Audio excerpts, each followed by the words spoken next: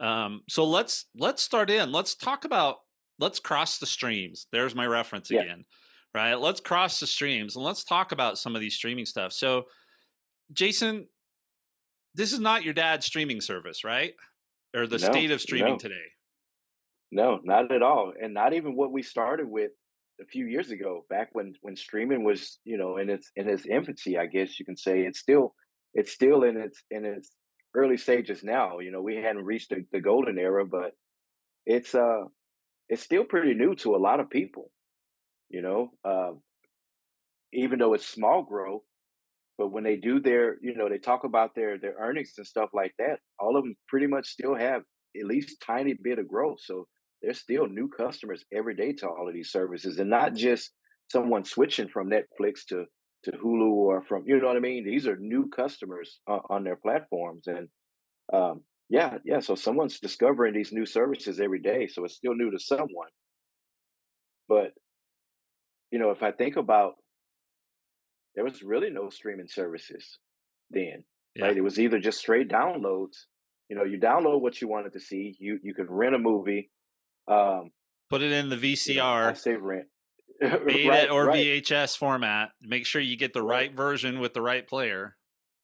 Nobody that right. listens to And this show knows what we're talking about. no, no, going to a video store. They've heard of Blockbuster because you see all the hipsters wearing the Blockbuster shirts, but they don't know about the little mom and pop video store down at the Right. end of the block. And yeah, you can go in and just rent a movie. What, like a year or so after it left the theater, right? There was no Yeah. like 90 days after it, or it's still in the dollar cinema, and you can still rent it at home, or it released in the movies and you can get it on HBO Go like the next week or something like that. It was none of that. The movie left the theater, you had to wait a year, and you can get a VHS tape and bring it home and watch it. So Well, and you'd walk in the store, right? And they'd have all the new releases on one wall, and they'd right, have like 20 copies of each right, one. And if all you saw was the little placard thing that they used to tell you where it was and no tape behind it, you were out of luck, right? This is yeah, not that was where it. 5 million people could rent it at the same time. So, Yeah. And then the clerk, he'll bang away on the keyboard. Like, "Oh, I have one due back in 3 days. You can come back in 3 days. I may have it and I may yeah. not." Or Or he'll take a look and somebody's returning one today, but it's already 2 days late, so they may not be returning it. So and let me put you on the waiting list, that kind of stuff too, right, right? right. So I think it's interesting that when the streaming stuff started, we started having this conversation about cord cutting, right? And everybody Mhm. thought it's ridiculous how much I have to pay the cable companies because they had a monopoly on Right. this stuff, right? I mean, they really Yeah, they did. did. You didn't have a whole And lot they're of still choices. clawing for it now, buying Yeah. up these streaming services and stuff. They're Yep. still clawing to try to keep control of it. But you'd pay 100 or so bucks and you'd get 4 gazillion channels, right? More than Right, you would ever right, watch. And then the concept behind streaming was that, well, I only pay for what I want. right, And that lasted for like 2 microseconds. And then everybody decided that they needed their own streaming service. And so right, every channel, every network, everybody decided, no, I'm going to have my own service. It's not getting bundled with anybody else. And so, at this point, if you were to subscribe to enough of these things, you're not saving any money, right? I mean, right. you're really not if you had to pay for all of these things. And so I think that whole concept of it's cheaper to cord cut, it actually works for me. And I'll explain why when we go through what I'm doing. But I think for a lot of people, they've just ended up paying $90 for YouTube TV or Mhm. Verbo or whatever, whatever the TV streaming services are. And then they're Right. still paying $10 here and $10 there and $10 here for all of these other video streaming services. And so are we saving any money? No, Probably not. Um, no. And so and the companies, the ISPs were smart about it, right? They saw it coming. They knew what people were doing. They're like, okay, if you're going to cut the cord, if you're not going to pay for our cable, we're going to raise the price on internet. yeah, We're going to give you better internet because, like I say, my neighborhood improved. They gave us better internet, but also the price came with it. So they raised the price on the internet. Internet is actually more expensive than it used to be. You know, they have more promos and stuff like that.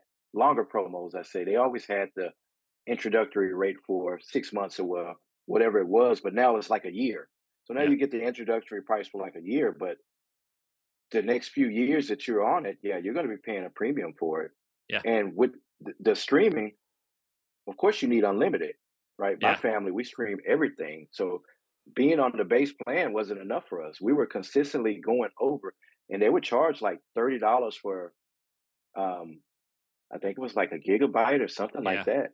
So we were getting bills that were more so than if we would pay if we were paying for the cable Yeah. service and stuff. So yeah, I know they wised up. my sister and her family, I think they go through Comcast, Hmm. and every summer they have to up Yeah, their thing because there's a data yeah, cap, right? It's like a yes, terabyte of data or whatever the case may be, which we would think, oh, that's ridiculous. But when you think of a 2 hour movie, 4K resolution, I yeah, mean, you're talking tens of gigabytes of stuff and how often you do that. So I know they have to up that every summer. For whatever reason, my provider, there's no data cap. So I've got gig okay, fiber, no data cap. I only pay $90 a month. okay, And it's funny because that is actually only slightly more expensive than like the 256 megabyte speed stuff. So I mean, it just made so much sense for me to do this. So yeah, right, there are some adjustments there, and some other things that have come out of this that I think are good. One is all the free trials that you can get and all of the free stuff like you were talking about earlier, right? You just need to be hmm, aware, and this is why I was joking around at the beginning of somebody saying, I've got a weird charge on my credit card for this free service. Yeah, you get these free things, but 9 times out of 10, they're either you're doing it through your Apple ID or you're being asked to put in a credit card and you get 2 weeks free. And if you don't cancel 24 hours before the end of the 2 weeks, then right, you're automatically going to get charged. And then they all auto renew, right? I mean, they just renew and renew and renew and renew until you stop them. So that's one of the things that's come out of this. But you can string together. I mean, if I really wanted to, with all the devices I have in my house, I could probably never pay for Apple services, right? As often as hmm, I'm buying headphones or phones or tablets or whatever the case may yep, be. right, But then the other good thing that's come out of this, which you could not do with cable, right? I mean, you were stuck with cable. You either had to move out of the service area and then they would let you cancel, or you were stuck with that for 2 years or whatever the case may be.